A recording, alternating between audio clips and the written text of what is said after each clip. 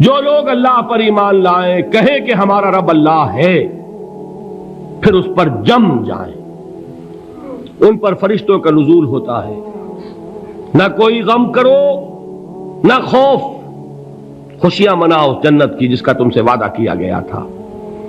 اللہ کی ربوبیت پر اطمینان جب انسان کو ہو جاتا، میرا رب اللہ ہے، ربی اللہ، انسان کے لیے نہ کوئی کھٹکا، نہ کوئی خطرہ، نہ کوئی خوف، نہ کوئی حزن۔ جو کچھ ہو رہا ہے کس کے اذن سے ہو رہا ہے؟ اللہ کے اذن سے۔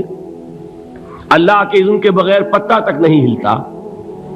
یہ کوئی اندھا بہرا مادہ نہیں ہے جس سے مجھے کوئی خوف ہو۔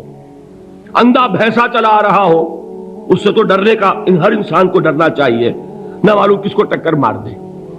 لیکن نہیں، اس کائنات کو چلانے والا ایک سمیع و بصیر خدا ہے، وہ جو میرا دوست ہے، میرا ولی ہے۔ اللہ ولی الذین آمنوا یخرجہم من الظلمات الی النور۔ اللہ اہل ایمان کا ولی ہے، ساتھی ہے، پشت پناہ ہے، مددگار ہے، حمایتی ہے۔ بتائیے جسے یقین ہو جائے کہ اللہ میرا مددگار، اللہ میرا محافظ، اللہ میرا پشت پناہ، اللہ میرا حمایتی، اس کے لیے کوئی خوف ہوگا؟ اس سے کوئی ڈر ہوگا؟ میں مثال دیا کرتا ہوں ایک بہت سادہ، پنجاب کے دیہات کی۔ تو بڑا چودھری ہے اور کوئی غریب کسان ہے۔ اس غریب کسان کے جانوروں کو ہر وقت اندیشہ ہوگا چوری کا، کوئی میری بھینس کھول کر نہ لے جائے، کوئی میرا بیل کھول کر نہ لے جائے۔ لیکن جس کے بارے میں یہ سب کو معلوم ہو کہ وہ جو بڑا چودھری ہے وہ اس کا دوست ہے، اس کی بچیا کو کوئی خوف ہوگا؟ اس کی بھینس پر کوئی ہاتھ ڈالے گا؟ اسے کوئی اندیشہ ہوگا؟ نہیں۔ کیوں؟ کہ وہ بڑا چودھری، بڑا اس کا یہاں کا سردار، جاگیردار، سب کو معلوم ہے وہ میرا دوست ہے، کوئی میرے خلاف اقدام نہیں کر سکتا۔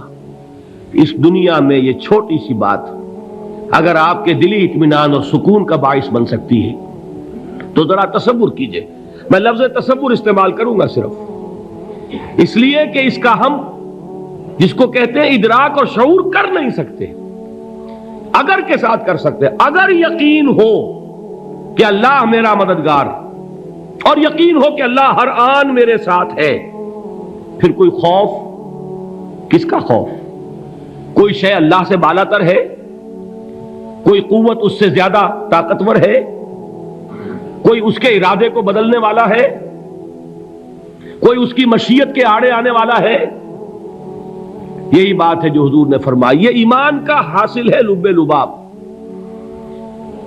کہ دیکھو اچھی طرح اس بات کو ذہن نشین کر لو، اگر تمام انسان مل کر تمہیں کوئی نقصان پہنچانا چاہے نہیں پہنچا سکتے، مگر جو کچھ اللہ نے لکھ دیا ہو، اور تمام انسان مل کر تمہیں کوئی نفع پہنچانا چاہیں نہیں پہنچا سکتے، مگر وہ شے جو اللہ نے طے کر دی ہو۔ آپ پھر میں کہوں گا ذرا طاری کیجئے، اسے فرض کیجئے، اسے سوچئے۔ اگر اس حدیث پر ہمارا دل ٹھکا ہوا ہو تو کسی سے ڈر ہوگا؟ یہ مجھے نقصان نہ پہنچا دے، یہ میری رپورٹ خراب نہ کر دے، یہ میری انکریمنٹ نہ رکوا دے، یہ میرا یہ نہ بگاڑ دے، یہ میرا یہ نقصان نہ پہنچا دے۔ اس کا ڈر، اس کا ڈر، اس کا خوف، اس کی خوشامد، اس کے لیے جا کر طرح طرح سے اپنی عزت نفس کو ذلیل کروانا اس کے سامنے، یہ سب کچھ کیوں کرتا ہے انسان؟ جب سمجھتا ہے کہ اس کے ہاتھ میں میرا کوئی نفع ہے، اس کے ہاتھ میں میرے لیے کوئی ضرر ہے، یہ مجھے کوئی گزن پہنچا سکتا ہے، یہ مجھے کوئی نقصان پہنچا سکتا ہے، یہ میرا کوئی کام بنا سکتا ہے، یہ میری کوئی ضرورت پوری کر سکتا ہے، اسی کا نام شرک ہے۔ جہاں آپ نے یہ سمجھا کہ غیر اللہ کے اندر کوئی طاقت موجود ہے، وہی شرک ہے۔ بتوں سے تجھ کو امیدیں، خدا سے نومیدی، مجھے بتا تو صحیح اور کافری کیا ہے؟ شرک تو یہ ہے۔ جس پر بھی تمہیں یہ خیال ہے، کلمہ ہے یہ کلمہ سوم، لا حول ولا قوت الا باللہ، ذرا اس پر دل کو کبھی اگر آپ تصور کریں، پھر فرض کریں، دل ٹھک جائے اس پر، کوئی طاقت نہیں۔ یہی بات تھی جو شیخ عبد القادر جیلانی رحمۃ اللہ علیہ نے اپنی وصیت میں اپنے بچے سے کہی. 11ویں دینے والے ہیں، لیکن حضرت شیخ عبد القادر جیلانی کی وصیت اور تعلیمات کو کتنے لوگ ہیں کہ جانتے ہو؟ یہ جن مقامات تک پہنچے ہیں وہ کس چیز کی بدولت پہنچے؟ انہوں نے جو پیغام دیا وہ کیا تھا؟ اے میرے بچے، جس طریقے سے قرآن مجید میں حضرت لقمان کی نصیحتیں جو ہے نقل کر دی گئی ہیں، میں یہ عرض کروں گا بالفرض اگر قرآن حضرت عبد القادر جیلانی کے بعد نازل ہوا ہوتا تو شیخ عبد القادر کی یہ نصیحتیں بھی قرآن میں درج ہوتی. اتنی اونچی نصیحتیں ہیں. اے میرے بچے، اس حقیقت کو ذہن نشین کر لے، لا فاعل فی الحقیقت ولا مؤثر الا اللہ. اس کائنات میں نہ کوئی فاعل حقیقی ہے نہ مؤثر حقیقی ہے سوائے اللہ کے. کسی شے میں کوئی تاثیر نہیں اگر اللہ نہ چاہے. آگ جلا نہیں سکتی اگر اللہ نہ چاہے. پانی ڈبو نہیں سکتا اگر اللہ نہ چاہے. زہر ہلاک نہیں کر سکتا اگر اللہ نہ چاہے. کوئی چیز فائدہ نہیں پہنچا سکتی اگر اللہ نہ چاہے. تو در در پہ کیوں سر جھکاتے ہو؟ در در پر کیوں جبیں سائی کرتے ہو؟ سب کے سامنے کیوں ہاتھ پھیلاتے ہو؟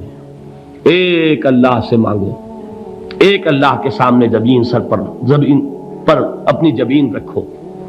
لا فاعل فی الحقیقت ولا مؤثر الا اللہ. نظر آتا ہے ہمیں کہ پانی پیاس بجھا دیتا ہے. پیاس بجھانے کی صلاحیت پانی میں نہیں ہے، اللہ کے اذن سے. کھانا بھوک مٹا دیتا ہے. بھوک مٹانے کی صلاحیت کھانے میں نہیں ہے، اذن رب میں ہے. دیکھیے یہی یقین تھا. حضرت موسیٰ علیہ السلام کا واقعہ یاد کیجئے. سامنے سمندر آ گیا ہے، قوم دیکھتی ہے پیچھے کہ گرد و غبار کا طوفان ہے. معلوم ہوا کہ فرعون اپنے لشکر سمیت آ گیا ہے. لشکر جب چلتا تھا تیز رفتاری کے ساتھ تو گرد و غبار کا جو طوفان اٹھتا تھا اس کا تصور کیجیے. اور لمحہ بلمحہ وہ قریب آ رہا ہے. پوری قوم نے کیا کہا؟ اے موسیٰ انا لمدرکون. اے موسیٰ ہم کو پکڑے گئے. قرآن مجید نے تو یہاں وہ باتیں نہیں لکھی ہیں، لیکن تورات میں یہ درج ہے کہ بنی اسرائیل جھگڑنے لگے، دست و گریبان ہو گئے موسیٰ کے ساتھ. موسیٰ ہمیں یہاں مروایا لا کر، اس سے تو ہم ہی بہتر تھے. وہاں کھانے کو ملتا تھا، زندگی تو تھی، بیگار ہم کر رہے تھے، موت تو نہیں تھی. اب جو کچھ ہوگا اس کا تصور کرو، جس طریقے سے ہمارے ٹکڑے اڑائے جائیں گے. تو لڑ رہے ہیں حضرت موسیٰ علیہ السلام سے. یہ تورات کی تفصیل ہے. قرآن میں صرف اتنا آیا ہے، پریشان ہو کر انہوں نے کہا انا لمدرکون. موسیٰ ہم تو پکڑے گئے. اس وقت موسیٰ کا جواب کیا ہے؟ کلا ان معی ربی سیہدین. نہیں، میرے ساتھ میرا رب ہے، وہ راستہ دے گا. بتائیے کہاں راستہ نظر آ رہا ہے؟ یہ ہے ایمان بالغیب. راستہ نظر نہ آئے تب اللہ پر یقین ایمان ہے. جیب میں پیسے ہوں اور تب دل کو اطمینان ہے تو ایمان کس پر ہوا؟ پیسے پر، اللہ پر نہیں. جب وسائل و ذرائع نہ ہو اور پھر یقین ہو کہ اللہ مسبب الاسباب ہے، وہ اسباب کا پابند نہیں ہے، وہ اسباب کا محتاج نہیں ہے، اسباب اس کے محتاج ہیں. اگر یہ یقین ہے تو اللہ پر ایمان ہے. یہ نہیں ہے تو تمہارا ایمان اسباب پر ہے، وسائل پر ہے، ذرائع پر ہے، مادیات پر ہے، اللہ پر نہیں. اس وقت کہاں راستہ تھا؟ کوئی راستہ تھا؟ سمندر ہے اور ادھر سے لشکر آ گیا ہے. کلا ان معی ربی سیہدین. اب دیکھیے ایمان کہہ دینا آسان ہے، ہوا معکم اینما کنتم. جہاں کہیں بھی تم ہوتے ہو اللہ تمہارے ساتھ ہوتا ہے. لیکن اس کا یقین قائم ہو جائے تو زمین و آسمان کا فرق واقع ہو جائے. یہی بات ہوئی حضور کے ساتھ. غار ہے، چھپے ہوئے ہیں محمد الرسول اللہ اور آپ کے وہ یار غار ابو بکر صدیق رضی اللہ تعالی عنہ. اقبال نے حضرت ابو بکر کی شان میں چند اشعار کہے صرف، لیکن واقعہ یہ ہے کہ بھاری بھاری نظموں پر اور قصیدوں پر بھاری ہے. طویل ترین نظمیں اور قصیدے ہوں ان پر بھاری ہے. ہمت ابو بکر کی ہمت جو ہے کشت ملت را چو ابر، جیسے بارش سے کھیتی اپجتی ہے، ابو بکر کی ہمت اور عزیمت اس امت کو اسی طرح سینچنے والی ہے۔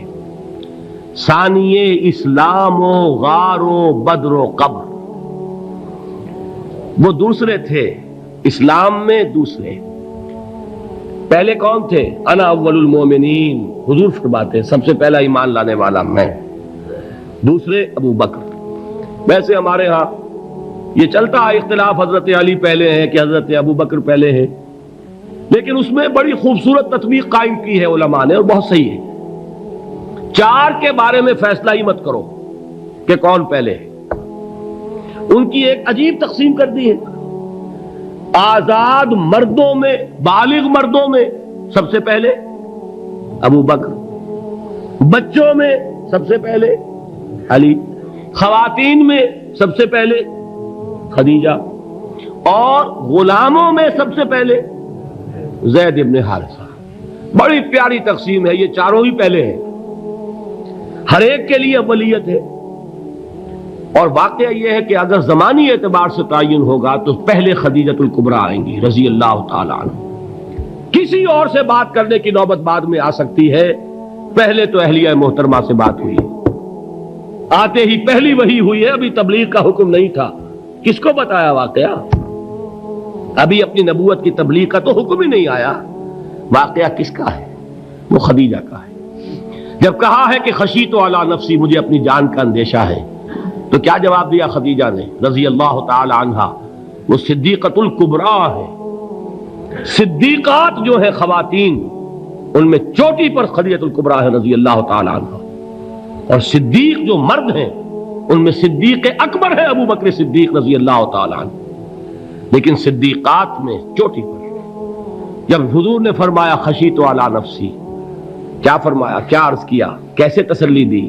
نہیں نہیں، اللہ آپ کو ضائع نہیں کرے گا، آپ غریبوں کے ہمدرد ہیں، آپ مساکین کے تکالیف رفع کرنے والے ہیں، آپ بیواؤں کی سرپرستی کرتے ہیں، آپ مسافروں کی خدمت کرتے ہیں، اللہ آپ کو ضائع نہیں کرے گا۔ یہ یقین ہے اس خاتون کے اندر۔ خیر وہ ایک علیحدہ بات ہو جائے گی۔ میرے دل پر حضرت خدیجہ رضی اللہ تعالی عنہ کی شخصیت کا بڑا گہرا نقش ہے، جو وہ کوئی اور ہی وقت اور موقع ہوا تو بیان ہوگا۔ بہرحال اقبال نے ایک مصرے میں جو چار اولیتیں جمع کر دی ہیں، ہمت او کشت امت را چو ابر، ثانی اسلام و غار و بدر و قبر۔ اسلام میں حضور کے بعد پہلے کون؟ ابو بکر۔ غار میں حضور کے ساتھ کون؟ ابو بکر۔ بدر کی رات اللہ کا رسول سربسجود وہ جھاڑ، وہ گھاس پھوس کی جو جھوپڑی بنائی گئی تھی، اور وہاں تلوار ننگی لے کر پہرا دینے والا کون؟ ابو بکر۔ اور اس حجرہ عائشہ میں محمد کے بعد سب سے پہلے دفن ہونے والا کون؟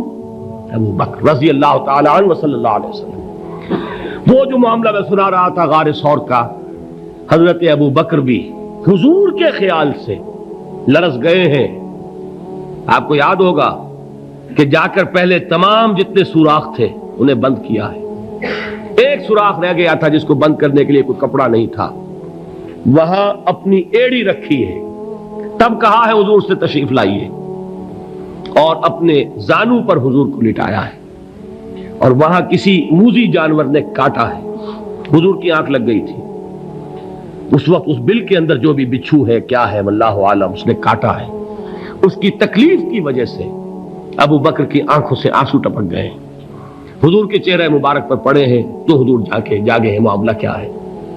ایڑی نہیں ہٹائی وہاں سے، مبادا وہ جانور وہاں سے نکل کر محمد الرسول اللہ کو کوئی گزن پہنچا دے، ابو بکر کی ایڑی ہے، جس طرح چاہے کھا لے، ختم کر دے، جان نکل جائے تب کوئی آنچ آئے محمد پر تو آئے، لیکن جیتے جی نہیں۔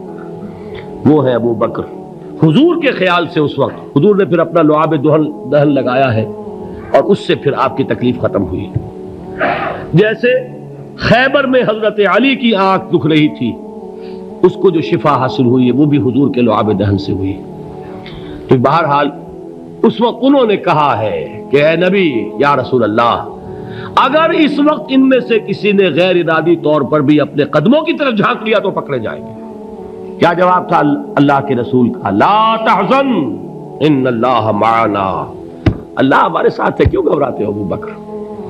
یہ ہے ایمان باللہ، میرا مالک اللہ، میرا رازق اللہ، میرا محافظ اللہ، میرا مددگار اللہ، میرا پشت پناہ اللہ، میرا دوست اللہ۔